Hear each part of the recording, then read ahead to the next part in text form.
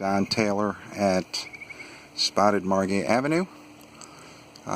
This is going to be an addition, enclosure addition, and we're going to be starting out by pulling out the existing screen and pavers from the lanai area. When we pull them out, remember when we pull out the screen, we are going to have to rip out all aluminum, which is going to require re-stucco there. Customer does have paint to match available, so just a rip out and the re-stucco there on that. Dimensions on the existing the existing lanai area is 10 feet from back corner out to the outside wall of the house, and then 15 feet 2 inches across the opening. Okay, we're going to come out from there.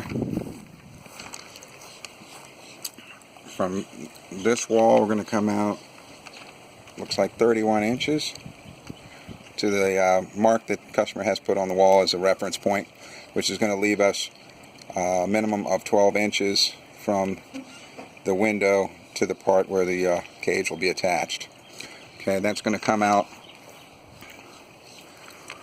6 feet from the wall to the first flag here, and that's indicating where the door is going to be.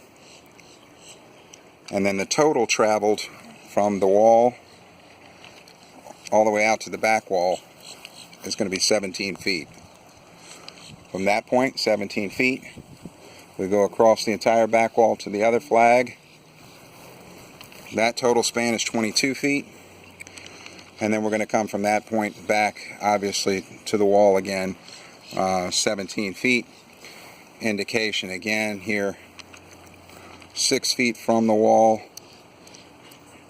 to the beginning of the doorway entrance.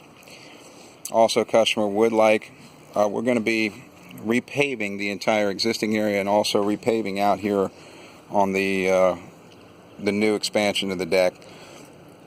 Customer would also like to have 4x4 pads outside of both doors paved to match, and he does have pavers here as samples of what he would like to use. These are Stable brand Grand Bahama clamshell, and he's looking to do those in a T pattern as an FYI there. So we're going to be obviously looking to do a footer all the way around, 4-inch paver base, paving the entire area with the pavers the customer has pre-selected, and doing a mansard style cage off the back. The existing gutter is to be taken down, and we're going to replace the entire back run of gutter with 7-inch super gutter, and then attach. Now that will have to remain white in color to match, but when attaching to the super gutter, we will go to the bronze colored cage, which is a requirement for the neighborhood. That I think is about it. We're going to use Nylotech screws. No chair rails on the sides. No chair rails on the side walls. Big picture window so we can look at the beautiful lake in the background. So that whole back wall will be a picture window. Wall height was 10 feet 2 inches. That should be just about it. I don't know if I've covered this distance right here, but this is to the 12 inches to the inside of this window ledge, and that would run, I believe it's 50 inches from the marker that you see on the wall to the corner of that wall there. Other things to note, there is irrigation. I've instructed the customer the best thing to do would be to contact a separate vendor to do that. We can do it, but I would feel that he would be better served by having his vendor do that. Also, while we're looking at this, we do have existing landscaping here. Customer said we can rip that out. He has no real need for it, so that can be ripped and disposed.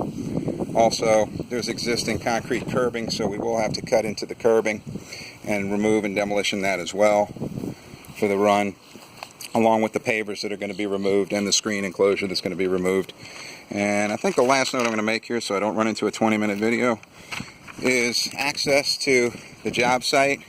The other side really has no access because there's concrete curbing about 3 feet apart. This isn't ideal. It's not ideal because there are some pedestals down there, utility pedestals, but this looks like the best way probably to bring things in. As far as pitch of the area, we will require fill dirt, but I don't think we'll be requiring any stem wall or anything like that. It looks like we're just going to be straight fill dirt if necessary.